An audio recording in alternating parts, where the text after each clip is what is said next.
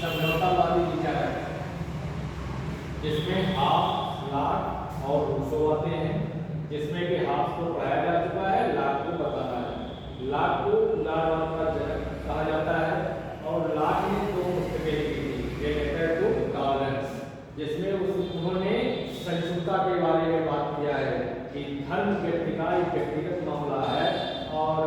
एक चर्च तक सीमित है, राज्य के कार्यों में धर्म का हस्तक्षेप नहीं होना चाहिए। एक और दूसरी पुस्तक थी टू टीटीज ऑन गवर्नमेंट, जिसमें उन्होंने ये बताया था कि शासन सत्ता लोगों की सहमति पर आधारित होना चाहिए और जहां इन्होंने लोगों की सहमति वाली बात किया है, यही प्रजातंत्र, आधुनिक प्रजातंत्र का ये नींव का अवसर लगता है। और उन्होंने लोगों को विद्रोह का अधिकार भी दिया, क्योंकि अगर शासक जनता के हित में काम नहीं कर रहा है, राजसत्ता जनता के हित में काम नहीं कर रही है, तो लोगों के पास ये अधिकार होना चाहिए कि ऐसी राजसत्ता का खिलाफ विद्रोह करके और किसी वैधानिक राजसत्ता की स्थापना को कर दे। उन्होंने प्राकृतिक अवस्था के बारे में बताया कि प्राकृतिक अवस्था शांत थी, सरल थी, परस्पर प्रेम और स्नेह की अवस्था थी, जबकि हाफ ने प्राकृतिक अवस्था का जो चित्रण किया है वो इस तरीके से किया है कि प्राकृतिक अवस्था संघर्ष की अवस्था थी, संकाल थी और परस्पर प्रतिस्पर्धा की अवस्था थी। लेकिन लाट ने ऐसा नहीं कहा। प्राकृतिक अवस्था में लोगों को 3 प्राकृतिक अधिकार प्राप्त थे, लाइफ, लिबर्टी एंड प्रॉपर्टी,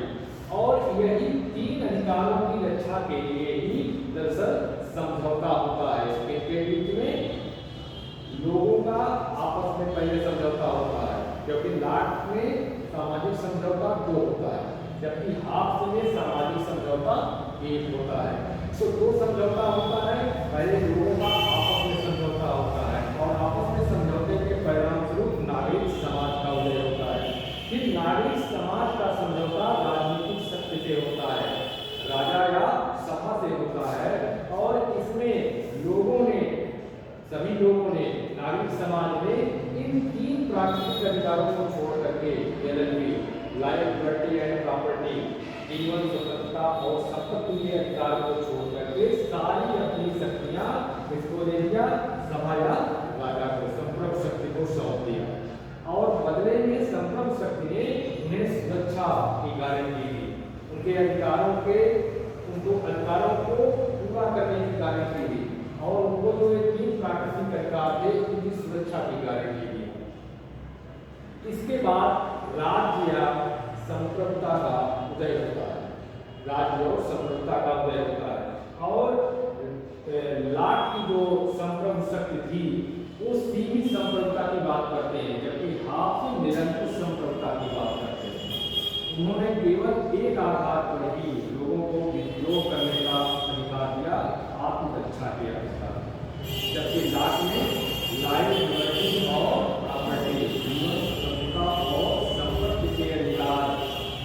का उल्लंघन होने पर या उसकी अवहेलना होने पर लोगों को विद्रोह करने का अधिकार दिया। तो इसलिए हाफ ने राजा को निरंकुश शक्तियां दिया, जबकि लाट ने राजा को या संप्रभु शक्ति को सीमित शक्तियां दिया है, और वह सीमा और वह नियंत्रण किसके द्वारा लगाया गया है? प्राकृतिक अधिकार, 3 प्राकृतिक अधिकार, जीवन, स्वतंत्रता और संपत्ति के प्राकृतिक अधिकार के द्वारा संप्रभुता को सीमित करने का प्रयास किया है। बाकी विशेषताएं वही है जैसे आपने बताया था कि संप्रभुता वह हस्तांतरणीय है, किसी दूसरे को सौंपी नहीं जा सकती है, अदेय है, इसको किसी को दिया नहीं जा सकता है, अविभाज्य है, इसका विभाजन नहीं किया जा सकता है, और इस तरीके से राज्य का उदय होता है, आधुनिक राज्य का उदय हुआ, और इस तरीके से आधुनिक संप्रभुता का उदय हुआ, जिसका कि हम आज के राज्य में हम लोग देखते हैं। एक आधुनिक राज्य की विशेषता बन गई है, और आज के प्रजातंत्र में यही लाट के विचार ही